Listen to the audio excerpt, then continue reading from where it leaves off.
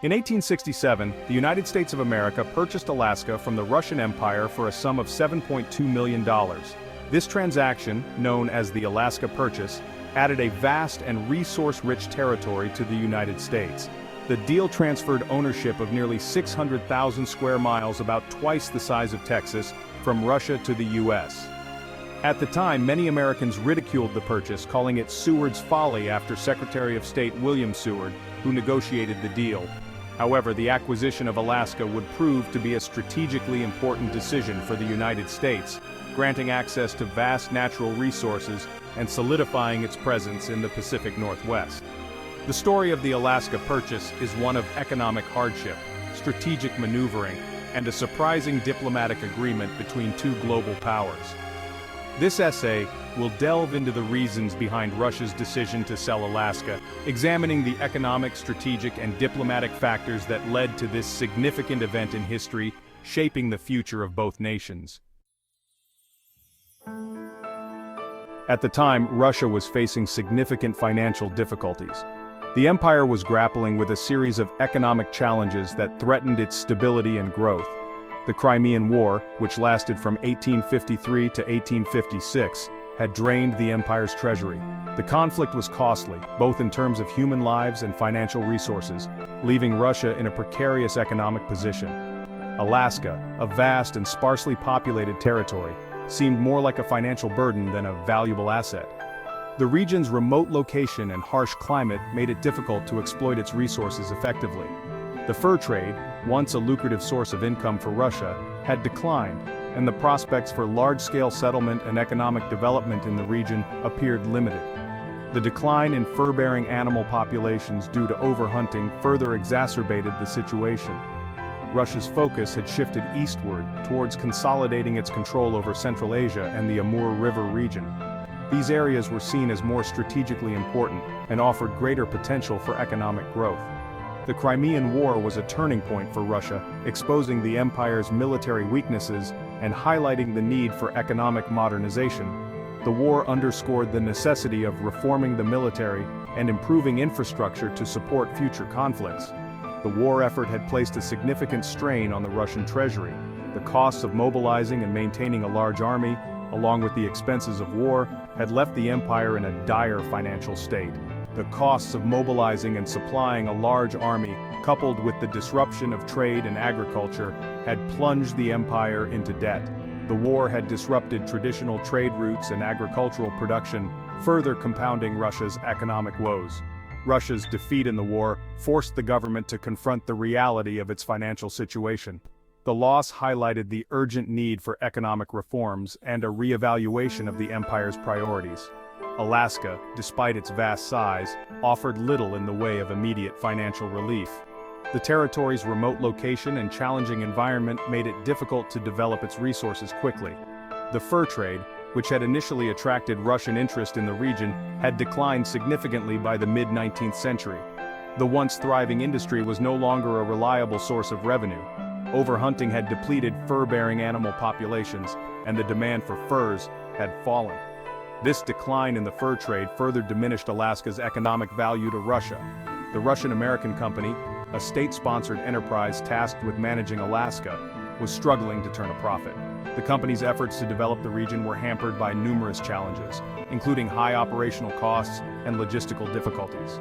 Its operations were hampered by the high costs of transportation, communication, and maintaining a presence in such a remote and challenging environment. The vast distances and harsh conditions made it difficult to establish a sustainable economic presence. The Russian government recognized that developing Alaska's resources and establishing a thriving colony would require significant investment, an investment that it could ill afford at the time. The financial strain from the Crimean War made it clear that resources needed to be allocated more strategically. Russia's priorities lay elsewhere, closer to its heartland and more directly related to its national interests. The government decided to focus on areas that promised more immediate returns and strategic advantages. The vast Siberian territories, stretching eastward from the Ural Mountains to the Pacific Ocean, offered greater potential for agricultural development, mineral extraction, and population growth.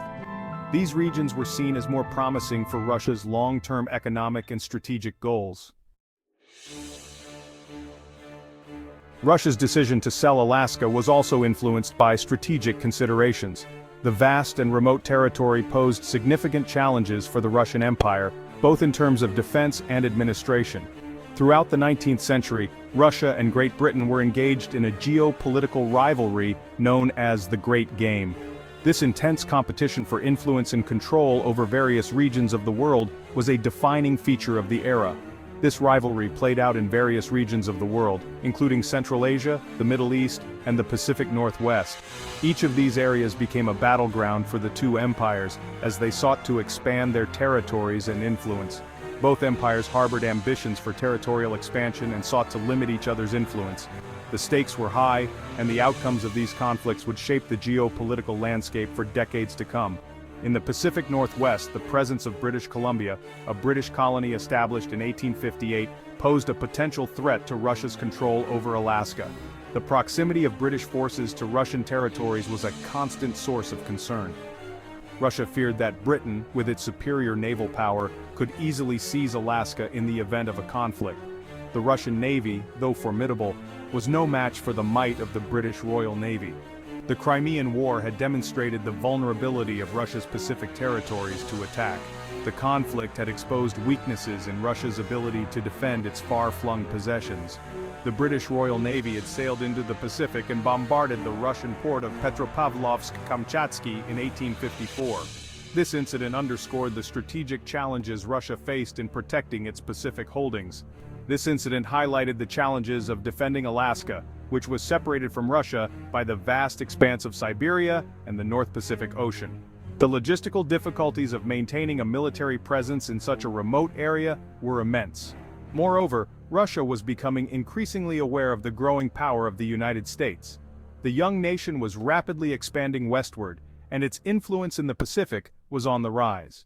The American Civil War, which lasted from 1861 to 1865, had ended in a Union victory, demonstrating the industrial and military might of the United States.